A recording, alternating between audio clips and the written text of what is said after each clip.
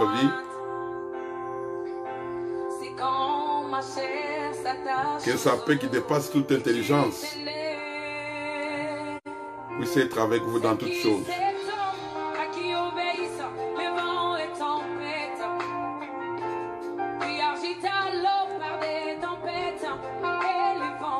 Nous saluons la présence de tous ceux qui sont déjà avec nous sur ce plateau.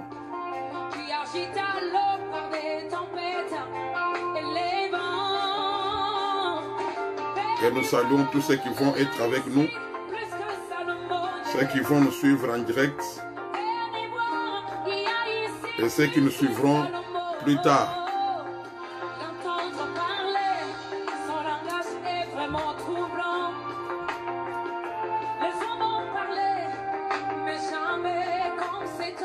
Voilà.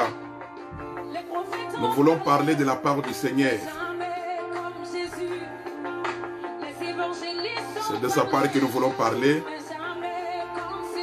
Nous allons parler par rapport au livre de Daniel. Par rapport au songe que le roi Nebuchadnezzar avait eu de la part de Dieu. Ce roi était un roi païen, mais du moins Dieu lui avait parlé. Voilà pourquoi nous disons que Dieu parle toujours à tout le monde. Dieu parle à tous. Ce roi, c'était un roi païen, il était de la Babylone, mais il avait reçu un songe de la part du Seigneur. Mais il était incapable de pouvoir saisir la pensée du songe. Il fallait faire venir Daniel, qui était l'homme de Dieu, qui avait cette capacité de pouvoir comprendre le langage de Dieu. C'était lui qui était venu expliquer ces songes-là. Et ces songes-là, ce n'était pas n'importe quel songe. C'est de ça que nous allons parler. Dans ces songes, il y a beaucoup de choses à expliquer. Il y a beaucoup de sons, il y a beaucoup de choses à expliquer dans ces songes-là. C'est ça que nous allons expliquer par la grâce du Seigneur. Et je suis sûr que vous serez bénis. Vous serez bénis. J'avais même fait un petit dessin. J'avais même mis ça sur ma page Facebook depuis hier la nuit pour montrer au peuple de Dieu de quoi nous allons parler cet après-midi. Alors, en attendant, on va écouter ces cantiques merveilleux. Voilà. Que le Seigneur bénisse cette sœur ici. Vraiment, cette sœur a chanté un bon cantique. Elle dit qu'il n'y a personne qui a parlé comme le Seigneur. Les gens peuvent parler, mais il n'y a personne qui a parlé comme le Seigneur. Voilà. Le Seigneur, c'est l'homme à qui obéit toute la nature. Il est l'homme à qui obéissent tous les esprits. Car il est le Dieu des esprits. Il est le Dieu de tous les esprits. Il domine sur les démons. Alors si un démon te trouble, sache qu'il y a quelqu'un qui a l'autorité sur lui. Voilà. Donc les sorciers de ta famille peuvent comploter contre toi. Mais ils ne feront rien aussi longtemps que le Seigneur est avec toi. Voilà. Donc les sorciers peuvent parler, mais ils ne parleront jamais comme le Seigneur. Les magiciens peuvent parler, ils peuvent monter des complots, mais ils n'arriveront jamais à parler comme le Seigneur. Les hommes de ce monde, les hommes de science, ils peuvent comploter pour tuer le monde entier, pour diminuer le nombre d'habitants sur la terre, comme certains le disent, mais ils ne peuvent jamais contredire les plans de Dieu. Ils ne peuvent jamais s'opposer à ce que Dieu a décidé. Voilà. Alors, nous allons prendre la Bible pour lire les Saintes Écritures. Nous allons prendre la Bible pour lire les Saintes Écritures. Je suis dans le livre de Daniel chapitre 2. Comme j'ai mentionné ça sur l'écran. Je vais y aller petit à petit pour que tout celui qui suivra cette vidéo puisse être béni. Et si tu es béni, nous te prions aussi de pouvoir partager cette vidéo avec toi. Avec les autres, avec tes amis. Donc, tu feras mieux de partager cette vidéo avec tes amis si tu es béni. Alors, nous lisons Daniel chapitre 2. Si tu as ta Bible, je sais que tu seras béni. Je vais parler très lentement, c'est vraiment prophétique.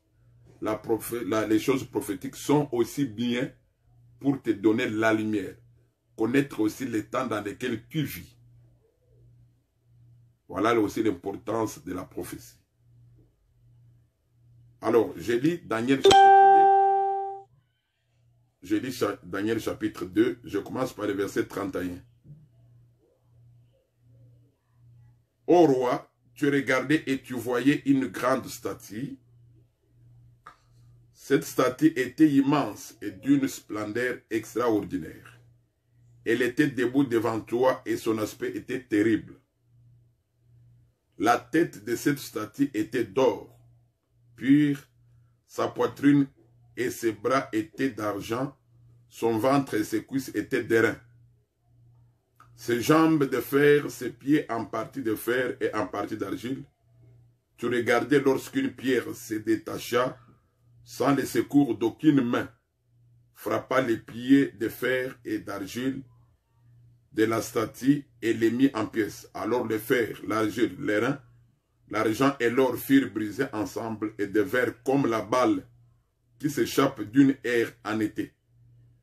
Le vent les emporta et nulle trace n'en fit retrouver. Mais la pierre qui avait frappé la statue devint une grande montagne et remplit toute la terre. Voilà les songes, nous en donnerons l'explication devant les rois. Ô roi, tu es le roi des rois. Ah, donc Nebuchadnezzar était aussi roi des rois. Tu es le roi des rois, car le Dieu de cieux t'a donné l'empire, la puissance, la force et la gloire. Il a remis entre tes mains, en quelques lieux qui nous habitent, les enfants des hommes, les bêtes des champs et les oiseaux du ciel, et il t'a fait dominer sur eux tous. C'est toi qui es la tête d'or. Après toi, il s'élèvera un autre royaume, moindre que le tien, puis un troisième royaume qui sera d'airain et qui dominera sur toute la terre. Il y aura un quatrième royaume fort, comme du fer, de même que le fer brise et rompt tout. Il brisera et rompra tout, comme le fer qui met tout en pièces. Et comme tu as vu les pièces et les orteils en partie d'argile, de potier et en partie de fer, ce royaume sera divisé, mais il y aura en lui quelque chose de la force du fer, parce que tu as vu le fer mêlé avec l'argile.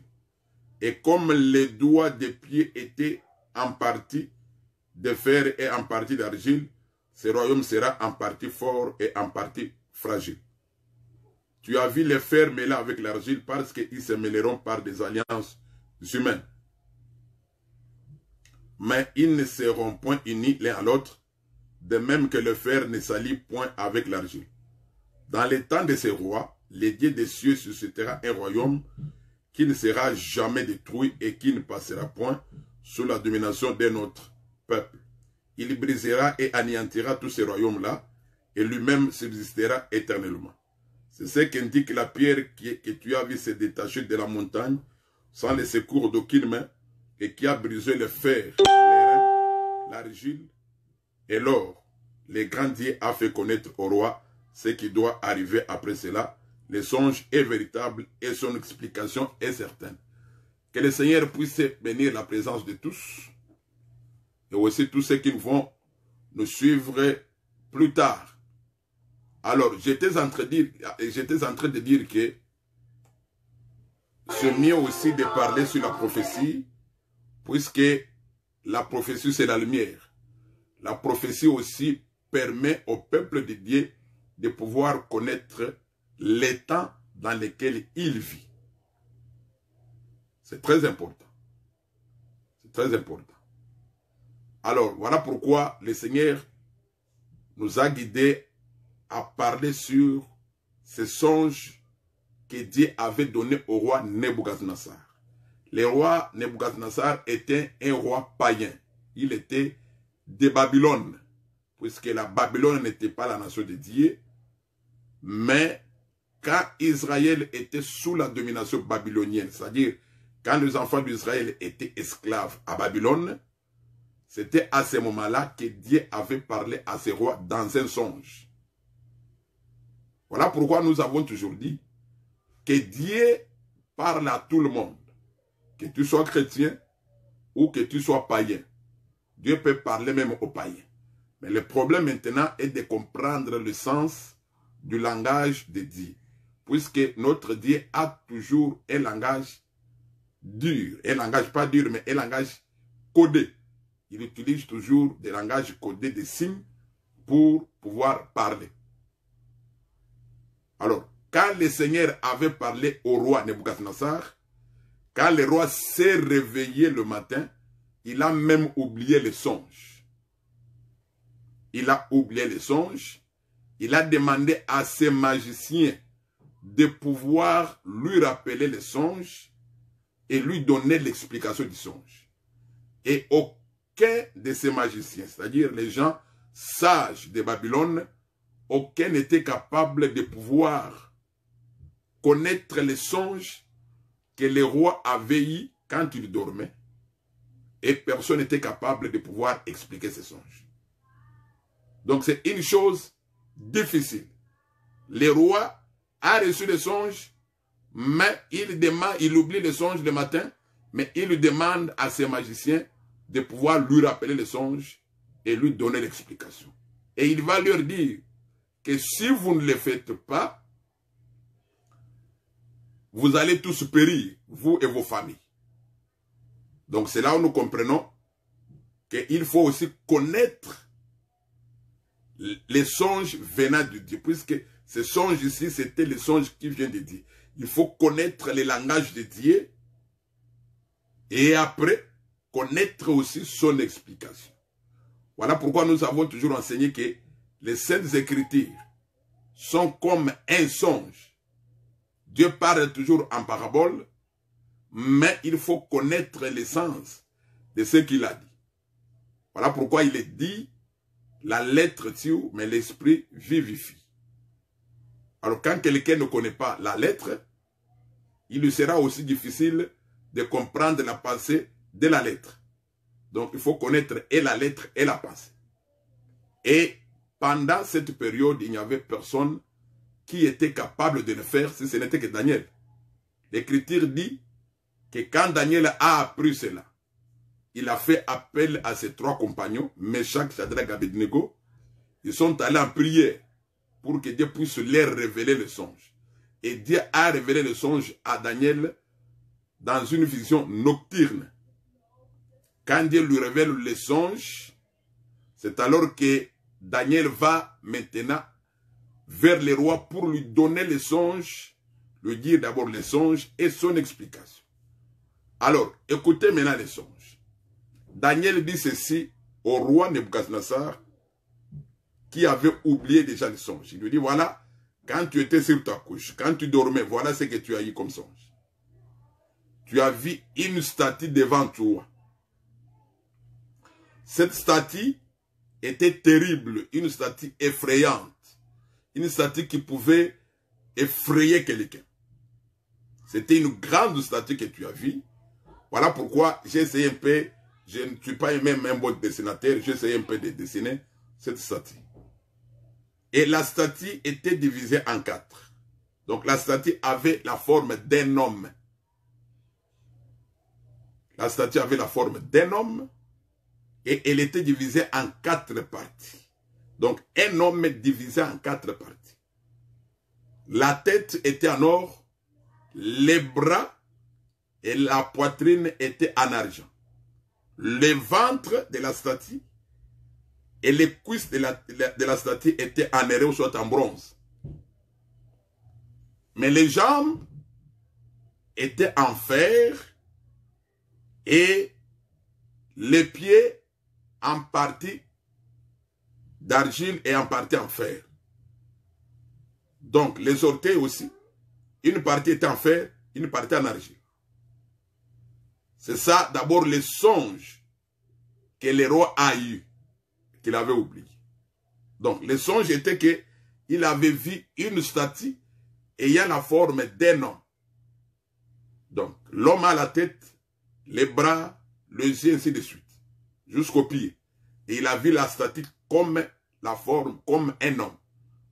Mais cette statue était divisée avec une partie en or, une partie en argent, une partie en bronze ou airain, une partie en fer et en argile. Et il a vu le roi et le frère Daniel. Le prophète Daniel dit au roi que tu as vu une pierre qui s'est détachée de la montagne. Donc, une pierre qui est venue de la montagne sans le secours d'aucune main, qui a frappé les pieds de la statue. Et quand la pierre a frappé, tout a disparu. On n'a plus rien retrouvé. Tout a disparu. Et il va lui dire que cette pierre-là était devenue une grande montagne. Alors, il lui donne maintenant l'explication du songe. Il lui dit ceci. Que la tête que tu as vue en or là, te représente toi, le roi Nebuchadnezzar. Et la partie maintenant des bras et de la poitrine qui était en argent, elle représente un royaume qui va venir après toi, roi Nebuchadnezzar. La partie du ventre et des cuisses représente un troisième royaume qui viendra après ton royaume. Et la partie des jambes et les pieds, les jambes en fer, les pieds en partie d'argile, en partie le fer, ça aussi c'est un quatrième royaume qui sera plus fort. C'est ça l'explication qu'il lui a donnée. C'est l'explication que Daniel a donnée au roi Nebuchadnezzar. Alors là, nous comprenons que les quatre parties qui composaient la statue que le roi avait vue, c'était quatre royaumes. Voilà comment notre Dieu parle. Notre Dieu parle, il utilise toujours un langage difficile. Ni t'était le Seigneur, si le Seigneur n'avait pas expliqué cela à Daniel, personne ne pouvait comprendre le sens du songe. Voilà pourquoi nous avons toujours demandé au peuple de Dieu de ne pas se précipiter à interpréter les songes. Puisque le Seigneur a toujours utilisé un langage codé. Quand tu n'as pas l'explication de ton songe, vraiment ne te précipite pas à dire que non, ça doit être ceci, ça doit être là-bas. Ça doit être telle chose. Mets-toi en prière pour que le Seigneur puisse te donner l'explication du songe. Puisque le songe peut venir soit de Dieu, soit de l'homme, donc les pensées de l'homme aussi. Les songes peuvent venir aussi du diable. Alors quand tu reçois un songe, c'est mieux de prendre ton temps pour avoir l'explication de la part du Seigneur. Sinon, tu risques même... Il y a beaucoup de gens qui ont connu des problèmes avec plusieurs, puisqu'ils ont mal interprété leurs songes. Tous les songes ne viennent pas toujours de Dieu. Les diables aussi parlent. Les pensées de l'homme aussi parlent. C'est ça ce que le prophète Ésaïe nous a dit. Alors, vous allez remarquer que selon l'explication de Daniel, Daniel lui dit que cette statue, qui est divisée en quatre, donc ça ne parle que quatre royaumes. Mais quand vous regardez bien, la statue c'est tout un homme. Donc cette statue avait la forme d'un homme. Donc il s'agit seulement d'un seul homme, mais qui est divisé en quatre. Puisque l'homme commence par la tête jusqu'au pied. C'est ça cette statue-là. Donc vous allez remarquer que c'est un homme, mais divisé en quatre. Alors, donc, selon l'explication de Daniel, la statue a 4 parties qui parlent des 4 royaumes. Il lui dit, tu es le premier royaume, quand ton royaume va passer, un deuxième viendra. Quand le deuxième royaume viendra, il va aussi passer, un troisième viendra. Quand le troisième viendra, il y aura un quatrième. Et le quatrième, c'est le dernier royaume.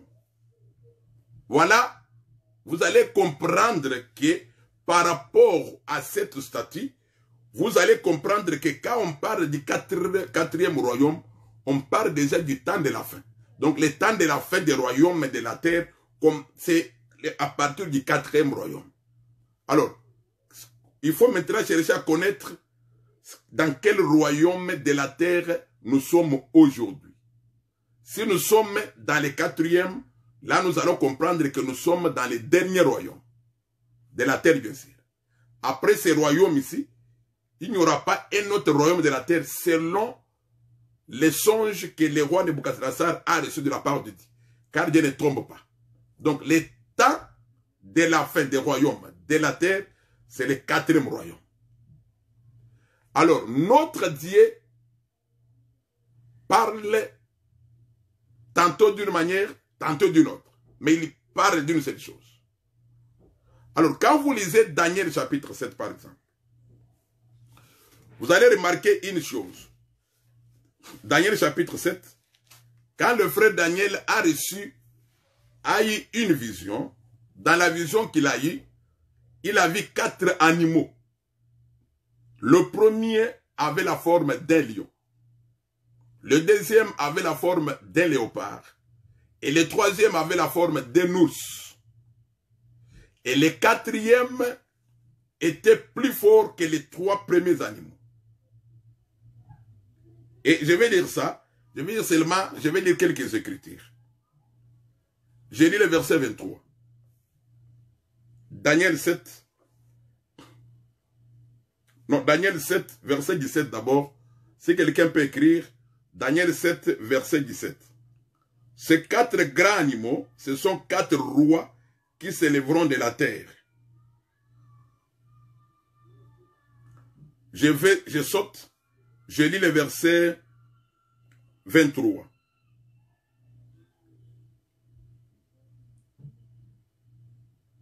Je lis le verset 23. Il me parla ainsi. Le 4e animal, c'est un 4e royaume qui existera sur la terre, différent de tous les royaumes et qui dévorera toute la terre, la foulera et la brisera. Donc, par rapport à cette écriture-ci, Daniel, lui, il voit 4 animaux qui parlent des 4 royaumes qui vont exister sur la terre. Mais le 4e royaume sera plus fort que les 3 premiers.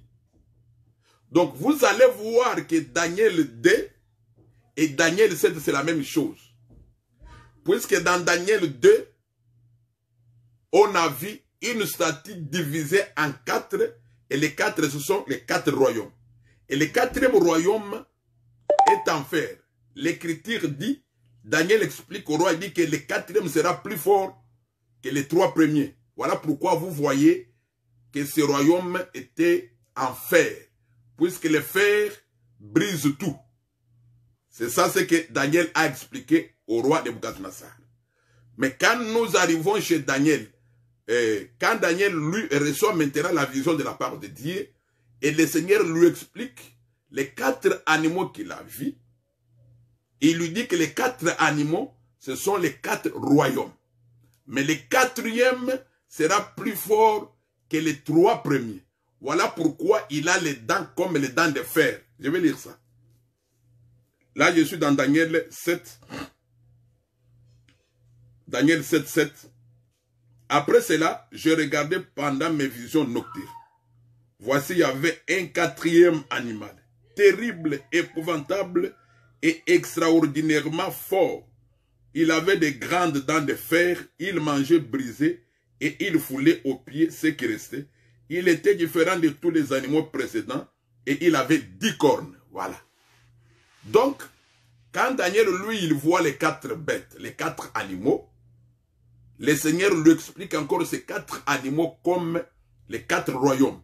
Mais le 4e royaume est plus fort que les 3 premiers. Voilà pourquoi il a des dents de fer. Et de cet animal, de cette bête-là, sortiront 10 rois, 10 cornes qui sont les 10 rois.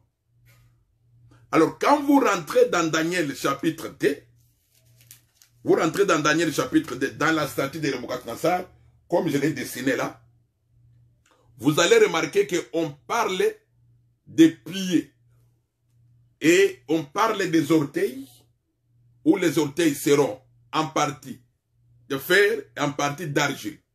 Donc, le 4e royaume, dans la statue de Nebuchadnezzar, a 10 orteils.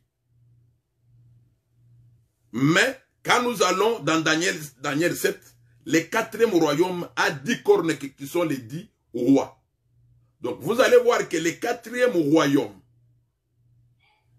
que Nebuchadnezzar a vu dans son songe, dans la statue, c'est le même royaume que Daniel a vu dans Daniel 7, qui est le 4e royaume avec 10 cornes, c'est-à-dire le 4e animal, ou soit la 4e bête, et il y a les 10 cornes qui sont des rois.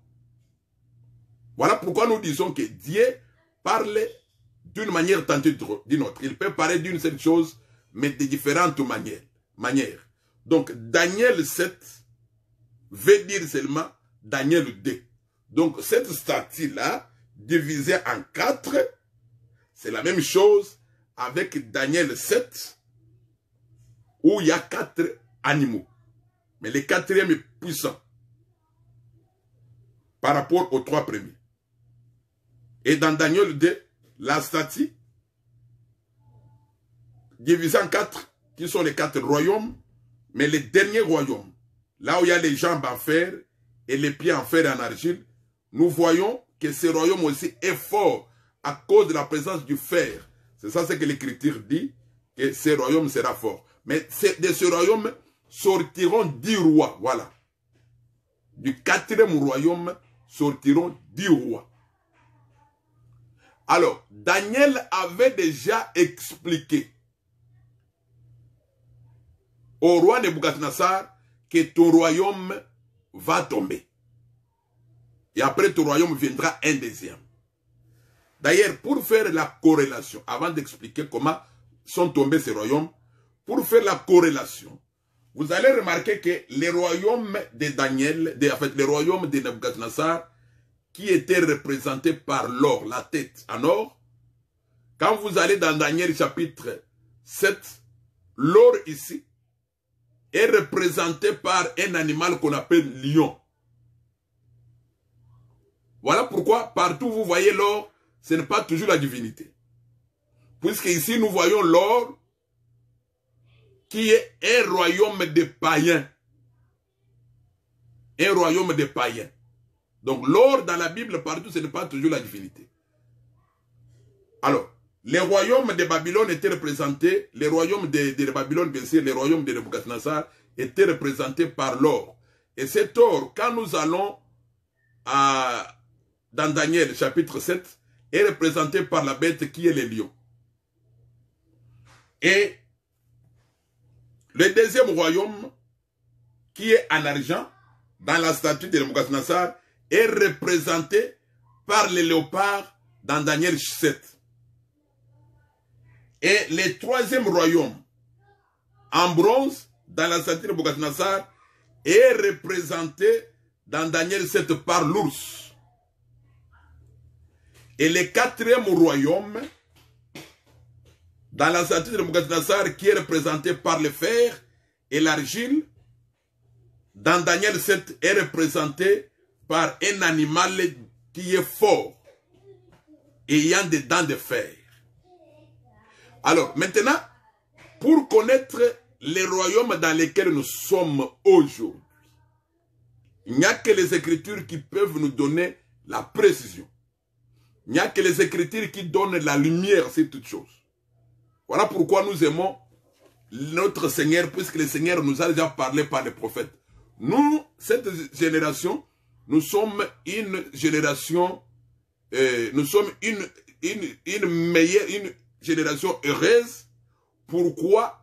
Puisque le Seigneur a utilisé les hommes d'autrefois pour nous enseigner. Puisque les gens qui ont vécu du temps de Daniel, ils ne connaissaient pas ces choses ici. Mais nous, le Seigneur nous a fait grâce, puisque le Seigneur a utilisé par exemple Ésaïe, il a utilisé Zacharie, il a utilisé Daniel, il a utilisé tous ces prophètes, il a utilisé Abraham et les autres. Et aujourd'hui, nous avons cette connaissance-là. Voilà pourquoi notre génération est une génération qui est heureuse par rapport à la génération d'autrefois. Nous sommes heureux puisque nous avons trouvé tout écrit. Pendant que dans leur génération, ils n'avaient pas ça. Voilà pourquoi nous sommes heureux. Alors, pour connaître maintenant les royaumes dans lesquels nous sommes aujourd'hui, nous n'allons pas chercher ailleurs, nous allons chercher seulement dans les Saintes Écritures. Alors, comme dans la stratégie de Nebuchadnezzar, le premier royaume, c'était le royaume de Nebuchadnezzar. Or, Nebuchadnezzar était le roi de Babylone. Donc, c'était le royaume de Babylone. Et c'était dans ce royaume où était Daniel comme esclave. Et c'était dans ce royaume où était Meshach, Shadrach, Abednego comme esclaves. Ils étaient esclaves dans le royaume de Babylone. Et c'était pendant cette période que Dieu avait parlé au roi de Nebuchadnezzar. C'était pendant cette période que Dieu avait donné les songes. Et Daniel a expliqué, bien sûr, par l'aide de l'Esprit de Dieu. Alors, nous lisons maintenant Daniel chapitre 5. Daniel chapitre 5. Je lis le verset 5, le verset 1er. Daniel 5, je lis d'abord le verset 1er. Le roi Belchassar donna un grand festin, assez grand, au nombre de 1000, et il but du vin à leur présence. Belchassar, quand il eut goûté au vin, fit apporter les vases d'argent que son père Nebuchadnezzar avait enlevés du temple de Jérusalem. Je saute. Je vais lire le verset 24 du même chapitre. Daniel 5, verset 24. C'est pourquoi il a envoyé cette extrémité de main qui a tracé cette écriture. Voici l'écriture qui a été tracée. Compter, compter, peser et diviser. Voici l'explication de ces mots. Compter, Dieu a compté ton règne et y a mis fin. Verset 27. Peser, tu as été pesé dans la balance et tu as été trouvé léger. Diviser, ton royaume sera divisé et donné aux Médès et aux Perses. Voilà. Selon Daniel chapitre 5, il y a eu le roi Belchassar, qui était le fils de Nebuchadnezzar. Après la mort de Nebuchadnezzar, le royaume de Babylone a continué sous Belchassar qui était son fils. Ça, que le peuple puisse retenir. Il y a Belchassar qui était le fils de Nebuchadnezzar, Nebuchadnezzar, le roi de Babylone, qui est représenté par la tête en or. Représenté par la tête en or. Le royaume de Babylone était représenté par la tête en or. Quand Nebuchadnezzar meurt, c'est son fils qui récupère le pouvoir. Et c'était sous son fils que le royaume de Babylone était tombé. L'écriture dit que Belchassar avait organisé une fête. Pendant cette fête, ils ont vu une main qui écrivait au mur. Des doigts écrire au mur. Et ils ont cherché à connaître l'explication de ce qui était écrit au mur. Et on avait fait appel à Daniel. C'est Daniel qui est venu lire et expliquer. Voilà pourquoi nous avons toujours enseigné que savoir lire l'écriture de Dieu, c'est donner son explication. Celui qui sait lire, c'est celui qui donne l'explication. Car on ne sait pas donner l'explication, c'est pour dire qu'on ne sait pas lire. Voilà pourquoi ces gens ici n'étaient pas capables de lire ce que Dieu avait écrit au mur. On a amené Daniel. C'est Daniel qui a lu, qui a donné l'explication. Et quand il donne l'explication, il dit, comptez, peser et diviser. L'explication, il dit, Dieu a compté ton règne, ton royaume, et il a mis fin. Il a mis fin au royaume de Babylone. Quand le royaume de Babylone, Dieu met fin au royaume de Babylone, ce royaume, Dieu le donne aux Médès et Perses. Donc, ça devient un royaume divisé. Maintenant, ça quitte la tête. Alors, ça arrive maintenant au niveau des bras et de la poitrine. Là, maintenant, nous sommes au niveau de l'argent. Puisque la première partie, c'était l'or, et la deuxième partie, c'est l'argent. Alors, souvenez-vous, je vous ai dit que Daniel 2 et Daniel 7, c'est la même chose. Donc, dans Daniel 7, le premier royaume était représenté par les lions. C'est-à-dire que c'est les lions qui est tombé. Et maintenant, les deuxièmes, dans Daniel 7, c'est les léopards. Donc, dans Daniel 2, quand l'or tombe, le royaume de Babylone tombe, il vient, maintenant, il est remplacé par un autre royaume qu'on appelle Médès et Perse. Ça, c'est le deuxième royaume. Et ce royaume-là, Médès et Perse, a existé sur la terre. Le royaume de Babylone a existé sur la terre. Même vous qui êtes allés à l'école, je crois que vous avez appris ça à l'école, dans les cours d'histoire. Comment les royaumes se sont succédés sur cette terre ici. Les royaumes puissants, bien sûr. Ici, quand on parle des royaumes, ce sont des royaumes puissants. Alors, je vais ajouter une autre écriture. Là, je suis dans Daniel chapitre 8. Daniel chapitre 8. Dans Daniel chapitre 8. Je lis à partir du verset 1er. Je vais sauter. Daniel 8. La 3e année du règne du roi Belchassar. Moi, Daniel, j'eus une vision, outre celle que j'avais eue précédemment. Lorsque j'eus cette vision, il me semblait que j'étais à Suse, la capitale, dans la province de l'âme, et pendant ma vision, je me trouvais près du fleuve d'Ilaï. Je levai les yeux, je regardais, et voici, un bélier se tenait devant le fleuve. Il avait des cornes. Et ces cornes étaient hautes, mais l'une était plus haute que l'autre. Et elle s'élevait la dernière. Je vis les béliers qui frappaient de ses cornes à l'Occident, au septentrion et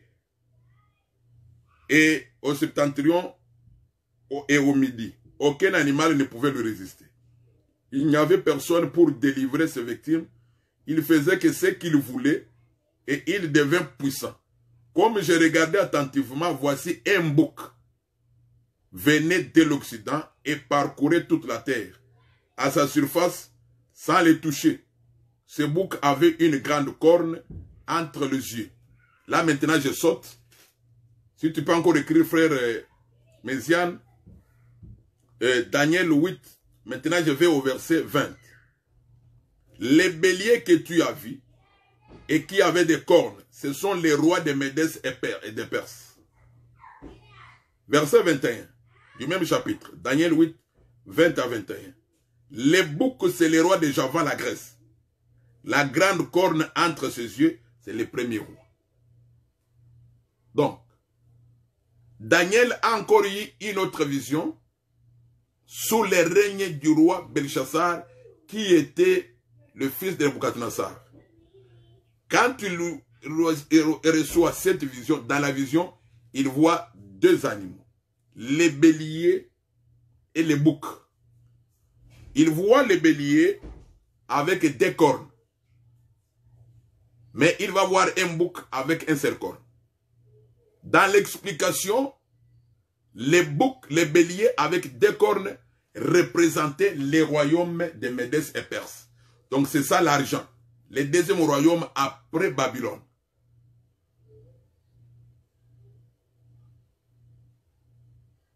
Et il dit que ce royaume ici, il a vu les béliers en train de frapper tous les animaux partout en Occident. Occident, c'est ça l'Europe. Donc, même en Europe, il avait frappé. Puisque Babylone était au Moyen-Orient, là où il y a aujourd'hui Irak. C'était ça la Babylone. Et après Babylone, il y a eu Médès et Perse, qui a même dominé jusque même en Occident, en Europe. Et Médès et Perse est représenté par les béliers. Et dans la même vision, Daniel voit un bouc qui vient maintenant de l'Occident. Il voit le bouc venir de l'Occident pour frapper les béliers. Et le bouc qui vient de l'Occident, la Bible l'appelle les royaumes de Javan, les royaumes de Grèce. C'est la Grèce qui existe aujourd'hui, qui avait maintenant frappé. Qui a frappé les royaumes de Médès et Perse. Et quand la Grèce a frappé, la Grèce est devenue un royaume puissant, un empire puissant. Là, nous sommes au 3e royaume. Maintenant, il nous reste le 4e. Donc, le premier royaume, c'est la Babylone. Donc, vous voyez comment nous sommes allés. La Babylone avec le roi de Nebuchadnezzar.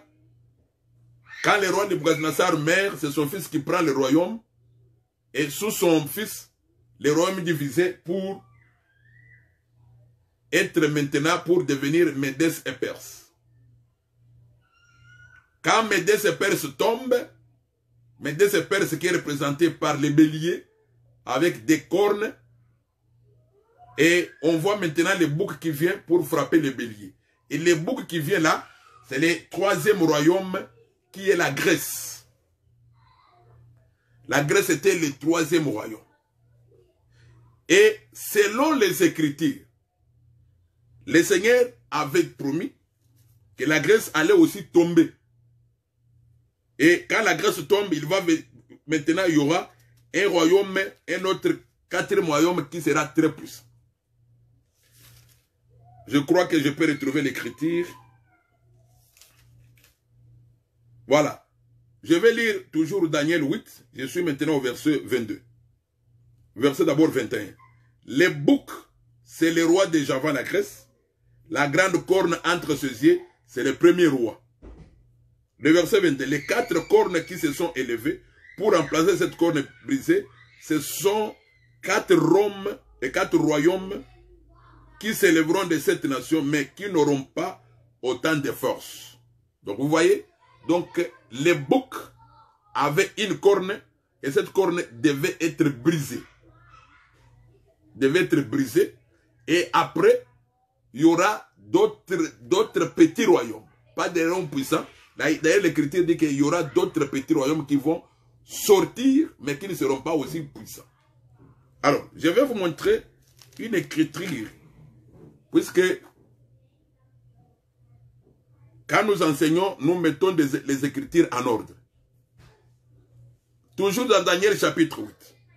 Quand vous rentrez au verset 11, on dit ceci. On dit ceci.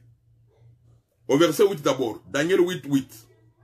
Le bouc devint très puissant, mais lorsqu'il fut puissant, sa grande corne se brisa. Voilà. Or, le bouc ici, c'est ça, la Grèce. Donc, le brisement de la Grèce, c'est ça la chute de la Grèce. Le brisement de la corne, c'est ça la chute de la Grèce. Le verset 11 de Daniel 8 dit, il s'éleva jusqu'au chef de l'armée, lui enleva les sacrifices perpétuels et renversa le lieu de son sanctuaire. L'armée fit livrer avec les sacrifices perpétuels à cause du péché. La corne jeta la vérité par terre et réussit dans ses entreprises. J'entendis parler un saint et un autre saint. Bon, je m'arrête là. Donc, cette corne ici, qui est la corne du bouc, était allée jusqu'au pays magnifique qui est le pays d'Israël. Elle avait renversé les sacrifices. Le sacrifice est tombé. Elle a amené un autre enseignement. Donc, pour dire que la Grèce avait aussi dominé sur Israël. Alors, quand la Grèce tombe, maintenant, c'est le 4e royaume qui devait venir. C'est dans ce royaume ici, c'est quand ce royaume ici dominait sur la terre, que notre Seigneur est arrivé. Et c'était quel royaume? Puisque notre Seigneur est né en Israël, Il est né sous la domination, quand Israël était sous la domination des Romains, sous la domination romaine. Le Seigneur est né quand Israël était sous la domination romaine. Et le Seigneur est mort quand Israël était sous la domination romaine. Et le Seigneur est parti quand Israël était toujours sous la domination romaine. Donc c'est la Rome qui est le 4e royaume. Pour dire que il n'y aura pas un autre royaume puissant comme la Rome. C'est un royaume, selon la statue de Nebuchadnezzar, c'est un royaume qui a les jambes en fer, mais les pieds, une partie en fer, une partie en argile. Le frère Daniel avait expliqué pourquoi la présence de l'argile, pourquoi la présence du fer. Il a dit que quand vous voyez la présence de l'argile, pour dire que de ces rois, de ces royaumes plutôt, il y aura 10 rois qui vont sortir de ce royaume. Certains seront faibles et certains seront forts. Les faibles sont représentés par l'argile et les forts sont représentés par le fer. Les forts sont représentés par le fer. Je crois que le peuple est en train de me suivre. Je dis que selon l'explication de Daniel, du 4e royaume devait sortir 10 rois, 10 grandes puissances. Là, du 4e royaume, les derniers royaumes. Et les derniers royaumes, c'est la Rome. On vous a montré comment il y a une succession de ces royaumes ici. Commençant par la Babylone, vous avez Médée-Perse, vous avez la Grèce, et les derniers royaumes, c'est les royaumes, c'est la Rome. Et de la Rome maintenant, il y aura, de la Rome, il y aura 10 rois, ou soit 10 royaumes, 10 grandes puissances qui vont sortir. Alors, dans la vision du roi Nebuchadnezzar, l'écriture dit, c'est là maintenant mon problème. C'est là où je veux que le peuple puisse avoir beaucoup de lumière, puisqu'il y a beaucoup de confusion sur ces points-ci. Daniel 2 dit ceci. Daniel 2 dit ceci.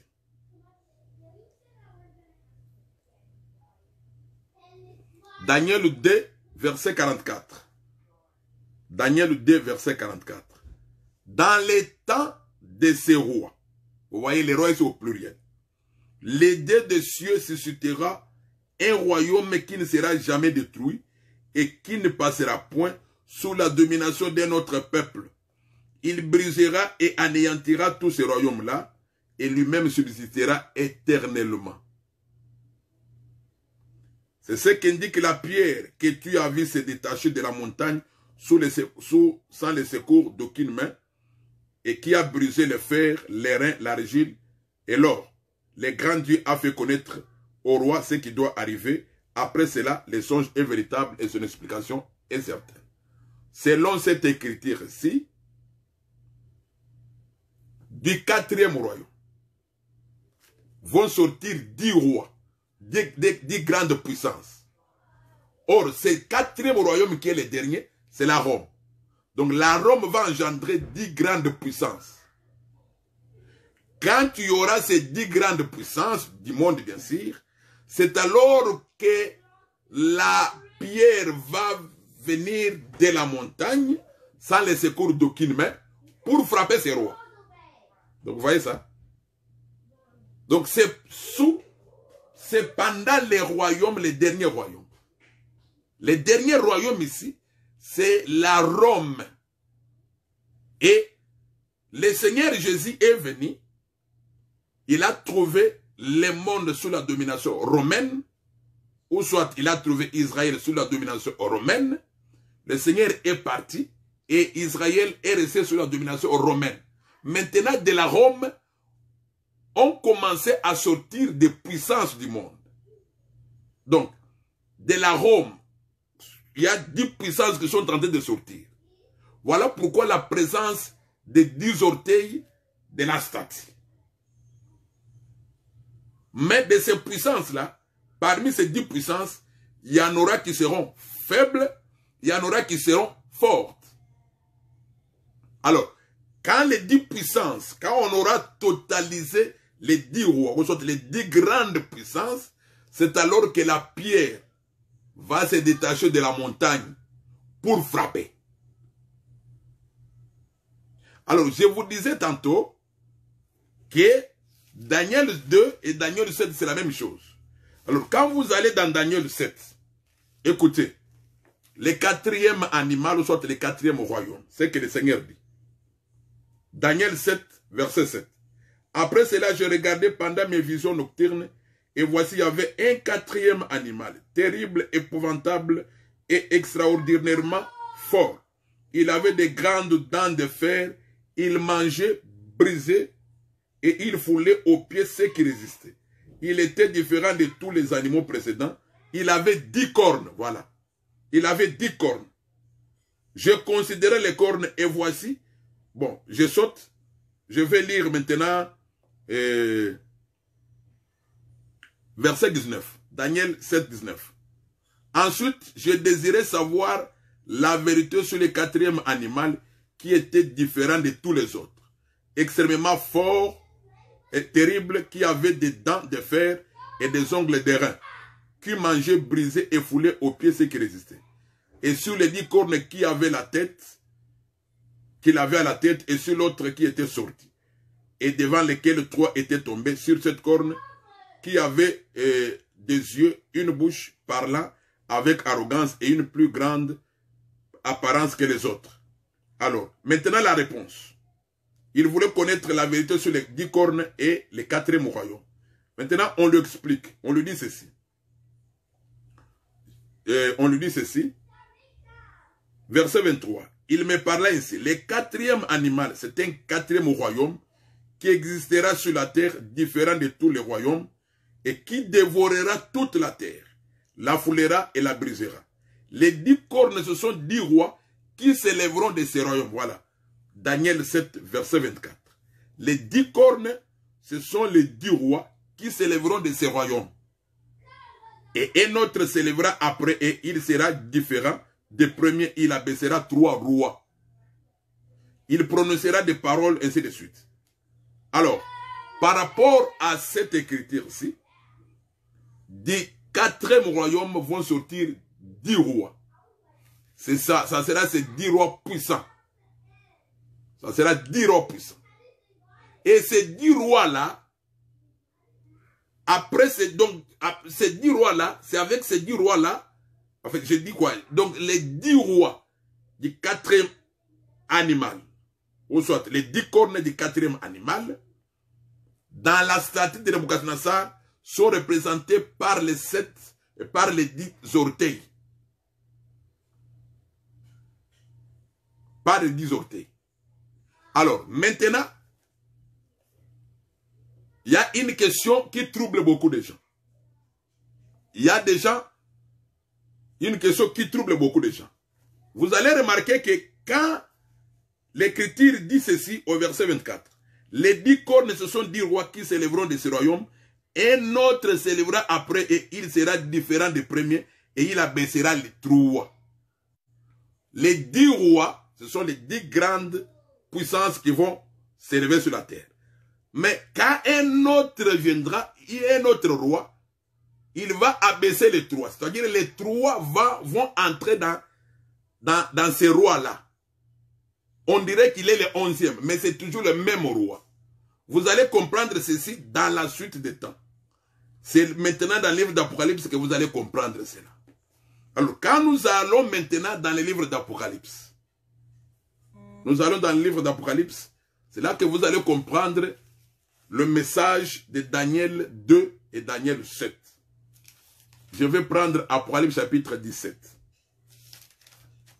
Apocalypse chapitre 17.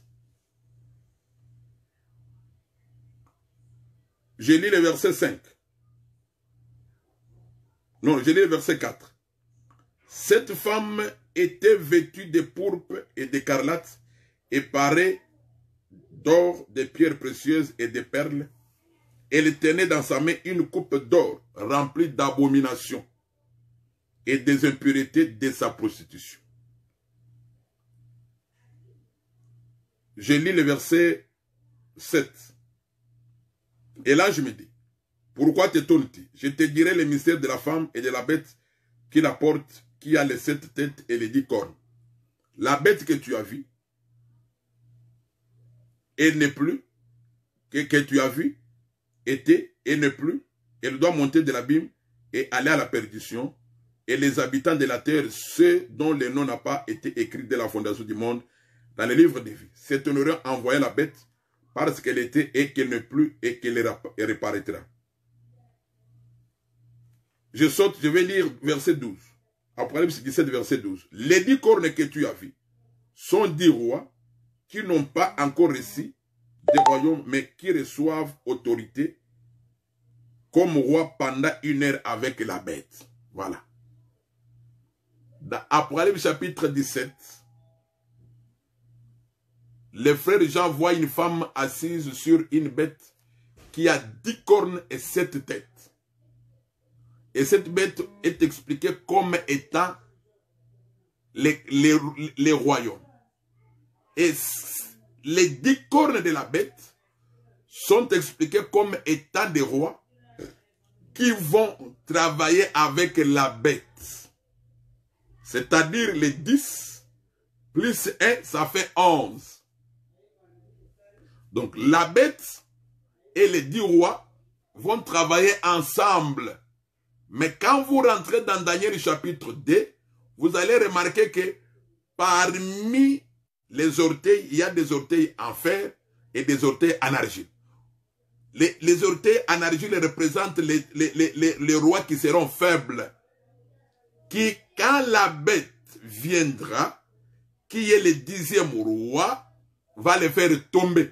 Mais ils seront toujours là, mais tout en étant dans la bête. Et ce sont ces 10 rois ici, avec la bête, selon l'écriture, Apocalypse chapitre 17, verset 14. Il dit, il est écrit, ils combattront contre l'agneau, voilà.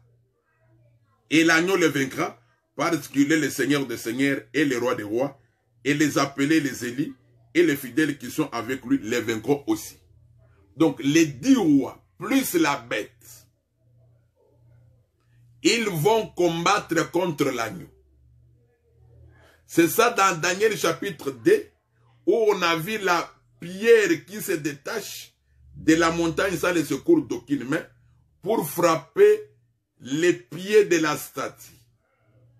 Et nous disons que le fait de voir cette pierre qui est détachée pour frapper les pieds de la statue, et l'écriture dit que quand les pieds seront frappés, tout va disparaître. Tous ces royaumes disparaîtront. Cette écriture ici, c'est pour accomplir Exode 14. Souvenez-vous, Israël, quand Israël est sorti de l'Égypte, Pharaon et les gens qui l'accompagnaient avaient suivi Israël devant la mer Rouge. Et Israël a commencé à trembler. Et Moïse a dit à Israël, gardez silence et regardez la délivrance que le Seigneur va vous accorder en ce jour. Pharaon que vous voyez et tous ces gens, les Égyptiens que vous voyez, vous ne les verrez plus jamais. C'est-à-dire qu'ils vont disparaître pour toujours. Cette écriture-là parlait déjà de Daniel chapitre 2. Or, Daniel chapitre 2 parle même de la guerre que Apocalypse chapitre 16 parle de la guerre d'Armageddon. Voilà pourquoi quand cette pierre va se détacher, la pierre qui va se détacher, c'est Dieu lui-même qui va venir dans sa force. Et regardez, quand vous lisez Ésaïe 9, quand le Seigneur devait naître, l'écriture dit qu'on l'avait appelé Père éternel, mais Dieu puissant. Là, on l'a appelé puissant. Là, on ne l'a pas appelé tout puissant. Dans Ésaïe 9, je pense, je peux retrouver l'écriture Ésaïe chapitre 9. Je crois que c'est Ésaïe 9. Ésaïe 9. Quelqu'un a retrouvé l'écriture? C'est lui qui a retrouvé. Voilà. C'est Ésaïe 9, verset 5. Car un enfant nous est né, un fils nous est donné, et la domination reposera sur son épaule. On l'appellera admirable, conseiller, Dieu puissant. Ici, on l'appelait Dieu puissant. Quand notre Seigneur Jésus est venu sur la terre, il est venu comme Dieu puissant. Là, il a été comme un envoyé et il a frappé le diable à la croix. Il a dépouillé à la croix. Là, c'est le premier combat. Voilà pourquoi quand vous rentrez dans l'histoire de David, David devant Goliath, pour frapper Goliath, il avait utilisé une petite pierre, un caillou. Là, c'est Dieu, quand il a pris la forme de l'homme, quand il s'est humilié pour nous donner la vie, quand il s'est fait petit, avec un caillou qu'il avait frappé Goliath. Il a mis les cailloux dans la main et il a envoyé les cailloux. Et les cailloux a frappé. Là, il est venu, dans sa première venue, il était comme un envoyé. Alors, maintenant, dans sa deuxième venue, voilà pourquoi dans Daniel 2, on dit, une pierre va se détacher de la montagne sans le secours d'aucune main. Là, il ne sera plus comme un envoyé. Là, il va venir maintenant comme Dieu tout-puissant. Voilà. Là, maintenant, il vient comme Dieu tout-puissant. Là, maintenant, il va frapper tous ces royaumes de la terre. Les 10 royaumes, ou soit les 10 grandes puissances, ne vont plus exister. On ne va plus parler de ces puissances ici.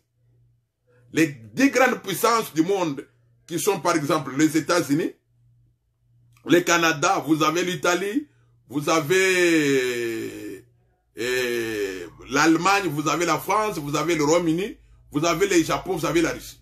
Ce sont les pays des G8 qui sont les puissants du monde aujourd'hui.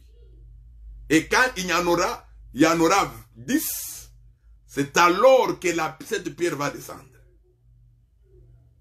Cette pierre descendra quand il y en aura 10. Mais aujourd'hui, on en a encore 8. Donc cette pierre qui va descendre, c'est Dieu qui va descendre comme Dieu tout-puissant. Mais dans sa première venue, il était venu comme Dieu puissant. Et il était venu comme un envoyé. Et il a dépouillé le diable. Mais dans sa première venue, il va venir pour en finir avec tous ces royaumes qui sont puissants, toutes ces grandes puissances. Comme les États-Unis, on ne parlera plus ça, on ne va plus parler de ça. Comme Moïse avait dit aux enfants d'Israël, que les Égyptiens que vous voyez aujourd'hui, vous ne les verrez plus jamais. C'est ça aussi Exode 17, où Dieu avait dit qu'il va effacer la mémoire d'Amalek de dessous les cieux. Les dessous des cieux, c'est sur la terre. Puisque Amalek, c'est toujours Pharaon. Amalek représente, la bête représente tous ces royaumes ici, que le Seigneur va frapper. Donc on ne va plus parler de ça. Voilà pourquoi quand la pierre va venir, c'est pour frapper et maintenant devenir une grande montagne. La montagne, c'est comme un royaume. Donc le Seigneur sera un royaume qui va régner sur la terre pour toujours. Voilà pourquoi l'Écriture dit que ce royaume ne passera jamais. Ce royaume ne sera jamais détruit.